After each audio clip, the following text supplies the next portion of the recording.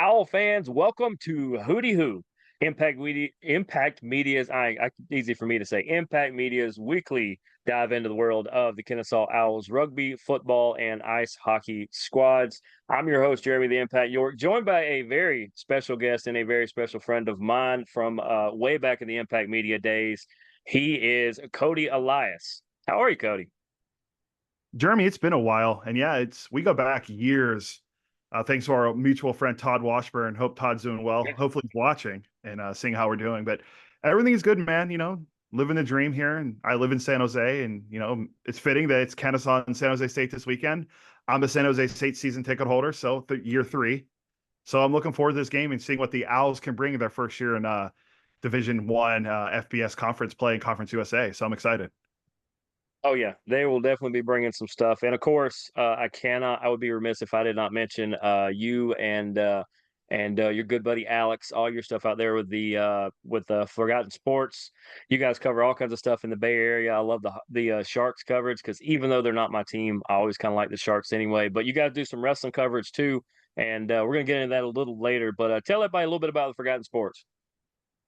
So I will say that you and I talked about this a little bit before we came on. I work for the Ace, so that's my normal job. I'm a producer, a multimedia producer, so I handle audio and video and podcasts for them. So that's my normal gig. So I was like, I have a passion for other sports like hockey, wrestling, obviously football, basketball. The mainstream sports that everyone pays attention to. Those were, I figured that's easy to do, especially in the Bay Area with the Niners and the Warriors. So I'm like, you know what? No one really talks about the Sharks. They're rebuilding. No one really talks about pro wrestling that much here, and there's a niche fan base of pro wrestling, for pro wrestling here, and it's pretty big. I've been to a couple independent shows here, so I wanted to launch this website just to write for fun. I don't make any money off of it yet. And so we decided to start writing about hockey and wrestling, and we've done it for almost a year now. We have, for the small little following we have on Substack, I think we have over like 5,000 something page views on our articles. Depends on what we write about. Sometimes the most important, the most viewed ones are like the Sharks. A lot of our Sharks content because there's more people who subscribe to it that are Sharks fans and that are wrestling fans. So it's been fun to write about both. And then we recently added because Alex, who works with who writes with me, is one of my best friends, and he went to San Jose State. So we added San Jose State football to it. We talked about doing Cal and Stanford, but no one wants to hear about those ACC hacks. So we're going to talk about the Mountain West on the site. So wrestling, hockey, and college football are kind of what it is. And I did some meditation and mindfulness stuff because that's a big part of my life too. But I kind of stayed away from that recently. It's just been more about the sports side of it. But that's kind of like what it is. I started out of nowhere organically, and we're just growing it organically. So it's been a lot of fun. Yep, we know a little bit about growing things organically. So you guys are definitely doing some good stuff. I know anytime I see the emails, I'll make sure to go click and read those, not just because we're friends, but it's actually really good content. I appreciate that. What's what we try to do. And, with my background in sports talk radio and now with the A's and being able to research and look things up, I've always had a passion for writing. So that's kind of why I've dabbled into it. I ultimately plan, quick aside, I plan on going back to school to get my master's degree to become a professor. So like, that's the next step for me. So I better brush up on my writing if I want to be a professor and grade papers. So that's kind of where it's going. But yeah, it's been a lot of fun on top of it doesn't interfere with my A's job. Cause obviously that takes up the majority of my life during the year. So, once the season ends, which is in a few weeks, unfortunately for us, cause we're not a playoff team. We're not the Braves. So I'm not sure they are either. they're close. They're a fringe wild card team. They're struggling a little bit, but the Mets are on fire. I know you're a big Mets guy. So, Yeah. so that once the season ends, September 29th, I'll dive more into hockey. Sharks' first game is October 10th, so that's when we're going to start diving even more into hockey. Well, and then So there's always October 10th. yeah.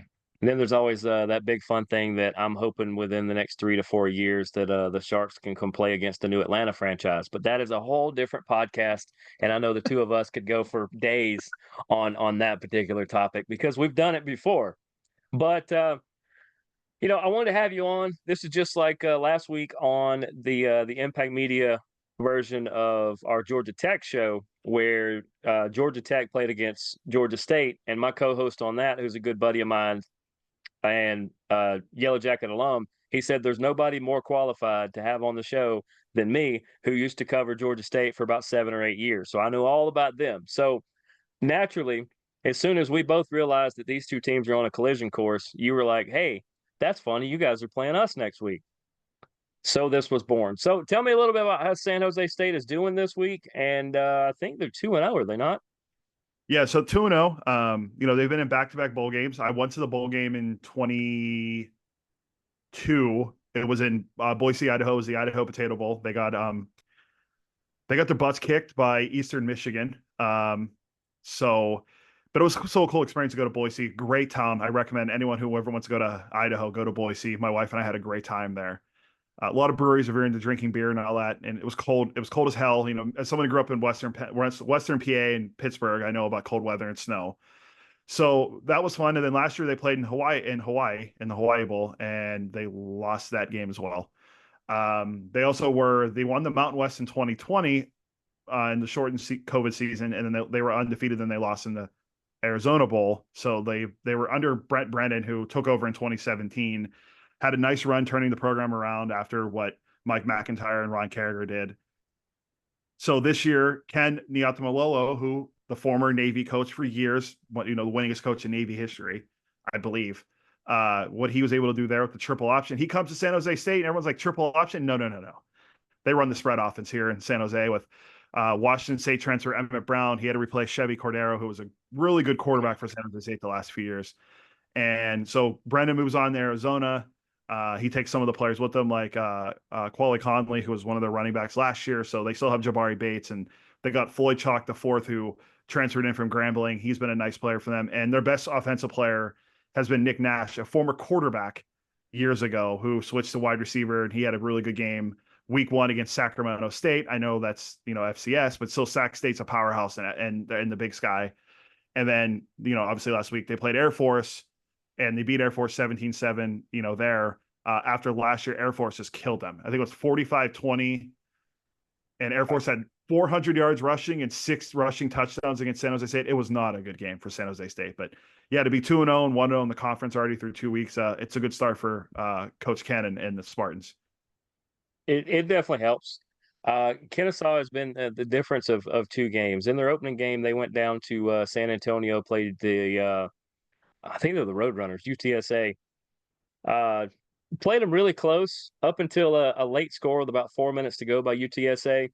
They were really in the game. And then the Louisiana Raging Cajuns, once again, because of covering Georgia State, I am very familiar with the Raging Cajuns, and they walked into Kennesaw and practically took over the place. And it was just, I don't know, something wasn't there. I'm not sure exactly what was going on. It just seemed like lack of execution, honestly. But something Kennesaw brings each and every week is they just, when the wheels are turning, you have to kill them to take them out. And I'm hoping that maybe it's just they're a travel team this year, where every time they go on the road, they're gonna, bring the hurt here. But as far as what they do, they can't quite figure out what to do on offense. They were the spread option for so long. Coach Bohannon was basically a majority of the reason that Georgia Tech was so good at the spread option for so long, because that was his offense they were running. It was not Paul Johnson. He was the one actually implementing it, because as soon as he left, that's when Georgia Tech started to go down. I'm not doing that to say that as a Kennesaw fan. Go back and look. The exact time he left is when it started to implode for them. That told you exactly which coach was running it. They're getting away from that. This is the second year they're trying to do it, but so far this year, the thing they do best is the option run. And I would be willing to bet that 2/3 of the game, San Jose State is going to have to defend the option run. Well, good thing they don't have to worry. They played Air Force last week, and they did a nice job against Air Force's offense, because they've been struggling. I know they had they were replacing a lot of linemen at Air Force, and quarterback only had a few starts under his belt. So it was nice to see the defense step up for San Jose State, because the defense last year kind of struggled towards the end of the year, and it was the offense that kind of had to carry him. So, they fell down early against Sac State week 1. I mean, there's turnovers on the first 2 possessions of the game. It's like, oh, what are they really going to lose to Sac State? Because I remember a few years ago for Brendan's first game is when he was the coach. Mm-hmm. They played UC Davis, and they got creamed. UC Davis, also in the Big Sky, came in and just crushed them. Keelan Doss was on that team who played for the Raiders, so they had an NFL player on their team. But yeah, it was bad. So we're Alex and I are both thinking the same thing because, like I said, we're both season ticket holders, so we got all the home games. And we Yep. were sitting there like, are they really gonna? Is this gonna happen again? And then they righted the ship. Emmett Brown and crew got this, everything um, back on course, and they ended up winning. And then last week, nice defensive showcase. That wasn't a great offensive game for either team against Air Force, but they got the win and to be 2-0. I think Niato is the first San Jose State coach to start 2-0 since like the 70s in his tenure. Wow. So it shows you what he's doing a nice job so far in San Jose State because he is a coach that comes in with a lot of pedigree, where a lot of the other guys that came in, we see a lot of programs that are smaller that aren't Power Five schools, unless they're like an offensive coordinator for Alabama, like something like that, like Sark going somewhere before he went to Right. Texas, but they don't have a lot of exposure, but he at least did what he did in Navy. So that was a home run hire for San Jose State because he was at UCLA last year under Chip Kelly, and then he comes and takes over San Jose State. So it's been a nice find for them so far this year. And then the crazy thing is before you messaged me, I was looking at the Kennesaw schedule this year, and probably 60% of it, I'm familiar with the other side, the opposing team, because of various stuff I've done over the years. San Jose State, I have actually seen play live before. Now, it was way back, I don't know, might have been close to 8, 10 years ago. They played in Orlando in the Cure Bowl against Georgia State. That was Georgia State's first ever bowl game. I was there for that. They very much deserved to win because Georgia State kind of crumbled at the end. But it's just crazy how this entire season, like a couple years ago, I left Georgia State covers to go back to Kennesaw because I was already doing some stuff with the rugby team because I know the coach. This will be year 2 that I am the YouTube voice of the ice hockey team. So if you tune into the YouTube broadcast of KSU hockey, you will hear this voice, unfortunately. But we do what we can with that. But but I said, you know what? No, we need to really pump up this school. This was the school that I enjoyed going to. It wasn't the one I graduated from, but it's just crazy all the tie-ins. It's like it was supposed to be, and it's like all these big circles coming in. So I'm actually looking forward to watching the game because it's on True TV and Max. Luckily for the Direct TV guy right here, it's not on any of the four-letter networks that I can't watch currently right now. So, although oddly enough, their Plus program, you can watch a majority of them. It's really weird. But it's going to be on some national networks. We'll be able to watch it there. 7 p.m. start here, so I guess that's a 4 p.m. start out you guys' way. And you guys are a 19-point favorite. What do you think about that spread?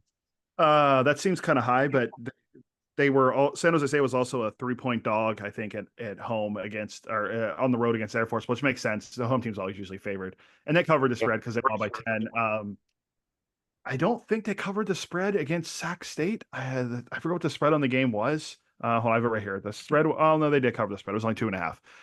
So I thought the spread was a lot higher, but I forgot that they were not. The bookmakers were not favoring Sac State in that game or San Jose State. So Yeah. that seems a bit high. Can they cover? Sure, but their offense still isn't fully kicked into gear yet. So I'm curious. But Kennesaw's their number one job on defense should be try to slow down Nick Nash because the kid is having a great year Yeah. and he's going to go down. I'm not saying he's going to be a high draft pick. He probably could get a chance to play in the NFL. I mean, a lot of again, it's the Mountain West. We're not looking for guys that are going to be, first round draft picks. Doesn't happen very often. You're not going to find Derek Carr or Devontae Adams, guys like that come out and they're really good players. So slow him down. You got to make Emmett Brown throw his other options on offense, and they might be able to keep it close. I think San Jose State might have something going here. I'm not saying they're going to win the Mountain West, but if they just get to 6 wins, get me to another bowl game. That's all I care about. Selfishly, I want to go to another bowl game. I mean, if Kennesaw was eligible, I would say that's definitely a target. But I think they have to skip a year, maybe 2 years. I can't remember. I think it's 1 year. I think they're okay next year. But this was a building year. Everybody knows it's a building year. But yeah, San Jose State, I think they're going to be able to figure out who they need to target mostly, and it's going to be the people in the backfield. Like I said, I feel like it's going to be run heavy. Uh, David Bryson, Davis Bryson coming out of the backfield as the quarterback. He's most of the time the leading rusher. Um, Although Preston Daniels has been kind of interesting as a rusher. He's listed as a tight end. He used to be the backup quarterback, I'm pretty sure. I think he just decided he wanted to be on the field more and said, Coach, I can put on 20 or 30 pounds and be a really great running back. And Coach Bo said, that sounds like a really good idea. So that's kind of where they're at on that.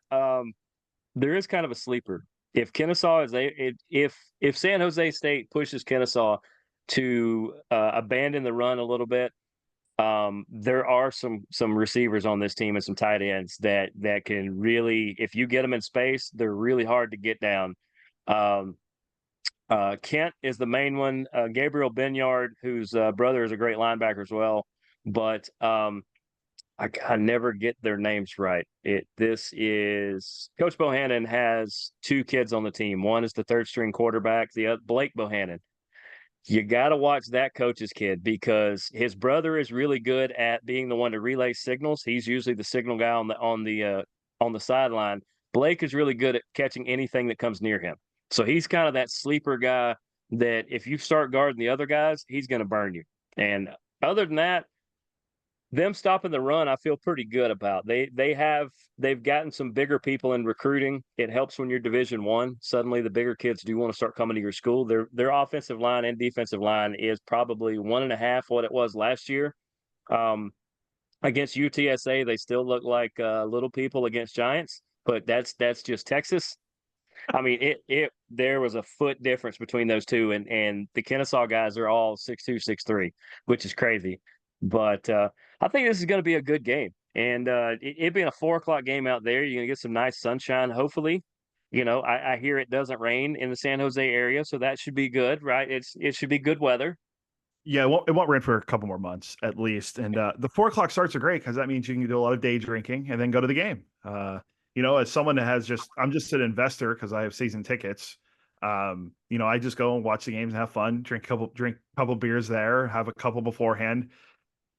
People always ask me what the tailgate scene at CEFCU Stadium, Spartan Stadium, whatever you want to call it, CEFCU Stadium, but some people still call it Spartan Stadium. There's a couple nice breweries around there, but like the tailgate scene, I couldn't tell you what it is because I never did it. I always just go to the breweries because it's just I'm 35 years old. I don't need to go hang out at like a college tailgate. I mean, let's be real. When I go to Berkeley, go to Cal games, like it's right on Frat Row there where Yeah, yeah, Memorial Stadium is, and like you'll see people partying all the time, and I'm like, oh man, to be like 15 years younger. yeah, yeah, absolutely. That's yeah, the Kennesaw scene, I would say, because I usually have to walk through a good bit of the tailgate to get from the parking lot to the game. Um, I would say it's kind of like a beefed up arts and crafts festival. A lot of family friendly stuff. Now, don't get me wrong. There are some people that are really really throwing down out there, but most of the time, people have got their kids. They've got the cornhole boards. They've got some really good food. They've of course got the adult beverages and everything, and it's growing right now. The party scene over there, the tailgate scene, is mostly alumni who are bringing their family back to the game, and that's a really cool thing to really build on. That most of the students, it reminds me of Georgia Tech games where most of the students get there right before kickoff, and depending on how the game goes, they might be gone by the fourth quarter. Kind of like Dodger games. I was gonna say, yeah, like Dodger games, show up the third, leave in the seventh. Yeah, That's what they say. Can't say anything. My wife is when the Angels are out of it, she's a Dodger fan, so she's a Dodger fan when the season starts because the Angels stink. So that's kind of how yeah, that works. I know how that whole thing goes. But yeah, I mean, living in San Jose, like university's 10 minutes from my apartment. So San Jose State we're in the biggest San Jose. A lot of people are unfamiliar with this, even people here. San Jose is the largest city in the Bay Area, population wise. It's bigger than San mhm, Francisco, it's bigger than Oakland. So it's just not as like it's more spread out. Like San Francisco's closer together, Oakland's closer together. San Jose is more spread out. So the downtown's not what you picture when you think of a big like metropolitan downtown. It's still fun. Like there's bars and stuff to go to and good restaurants, but the stadium's 10 minutes from my apartment. Drive, walk, or not walk, drive, scooter, or take the bus down. I started taking the bus because it's so much easier. So I mean, they're trying. I mean, it's an old stadium. I mean, it's not like they're playing in a yes, beautiful stadium like high school stadiums like they're being built in Texas. But it's a fun time. If anyone ever gets a chance to come on, I recommend it. It's not going to the farm in Stanford or it's not going to Memorial Stadium in Cal that have been around forever. but those are also ACC schools and Power Five schools, so a little Yeah. bigger atmosphere. But there's you mentioned the Kennesaw guys. There's a couple guys on San Jose State, like Nick Nash, like I said, former quarterback. He already has a passing touchdown. He has 3 receiving touchdowns already. You got a kid that transferred in from Nevada, and Justin Lockhart. He's a good receiver. Trayshawn Hurry's a very fast receiver on the outside. So they have that. And then Jabari Bates is the backup running back. He's another guy. So they have a lot of options. The tight ends are getting a little involved, Kanan and Stewart. So they're trying to do what they can. The offense was explosive with Cordero at quarterback, the Hawaii transfer the last few years. So it's nice to see someone different. Emmett Brown transferred in from Wazoo, who, funny enough, San Jose State plays next week up in Pullman. So it'll be the Emmett Brown revenge game if he can stick it to Wazoo. But they've been fun to watch, and I've been pleasantly surprised. I thought they might lose to Air Force. We all thought they'd be 1-1 most likely because Air Force was so good last year, but they've had so many changes that they weren't as great, and San Jose State was able to shut down the run. So to be 2-0, I'm very pleased and very happy for them.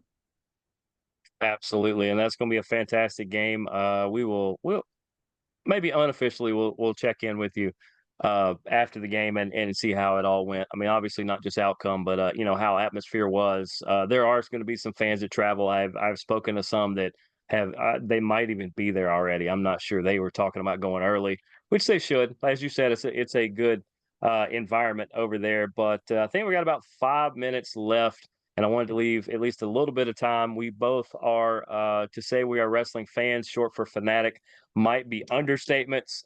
Anybody that follows Impact Media knows the multiple wrestling shows that I have on here. So we'll keep it to WWE real quick. Couple things off the top of your head that you really like about WWE right now. One, that Raw's going to Netflix. That means so many. That can mean step to me personally. It means so many things as someone that works in the realm of streaming. You can have more edgy, you can have edgier content. Like, I'm not saying go back full Attitude Era, because you can't get away with a lot of the stuff that Vince got away with back then. And he shouldn't have been able to, but the edgier content, involving blood here. Don't go crazy like AEW where every match has blood. Like, you got to pick your spots. Like, Triple H has done such a great job, like, for people to want to bring the wrestling fans back in. Yes, wrestling, not sports entertainment. It's wrestling to me. Yep. To be able to bring those fans, the guys and girls, back into it has been great.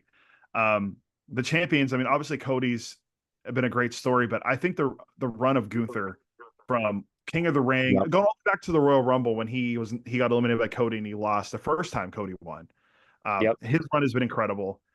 So they've been highlighting him. I'm a huge Braun Breaker fan, Kennesaw State. I'm one of the That guy dogs. was great. I covered him while he was here. He's a super kid. I'm pulling for him. I love him. He's so athletic. Just the way he moves around in the ring. I mean, I bark every time he comes out. I'm not going to lie. I mean, I love Braun Breaker. So Oh yeah. those are just some of the things. And then obviously, if you just want to look from the lesser stories that are going on, I love Joe Tessitore being on Monday Night Raw. I think that was Oh yeah. a hire for them to have him on the broadcast team while McAfee goes back to do college football and Michael Cole goes to do SmackDown, which is coming to USA as well. So, and I love Corey Graves. I got to know Corey Graves because he's a Pittsburgh guy as well. So I'm happy for what he's been able to do. I think they're doing a really good job with the women's division too. I think that they're highlighting them really well, from Nia Jax to Bailey to Liv Morgan to Rhea Ripley. I think they have so many talented female performers in there, and they're showcasing them more and more. And it's great to see. Like, Valkyria has been awesome. Yes. Misha's been getting run, as she should. Yeah. Natalia was on TV last night. Like, that was great to see because she's never on TV anymore, and she's Yeah. always in a squash match. So they've been doing Triple H and the creative team are doing a really good job. So I've been very happy with the way wrestling's been going. Yeah, I think especially they're doing the New Japan thing of factioning up everybody, but it's actually working. They're doing it better than AEW does, which is not making Tony Khan very happy. But yeah, you talked about the women's division, and they're doing it without 3 of their bigger, better people in the last handful of years. Becky Lynch, who is free agent and enjoying being a mom right now. We don't really know what she does, what she's going to do, and I'm good with whatever. Charlotte, who is about to be back, and Alexa Bliss, who is about to be back. So they're just going to beef up that. And, it's like we said, it'd be like if San Jose State was going, yeah, we're scoring 30 points a game, and we're getting our starting tailback next week.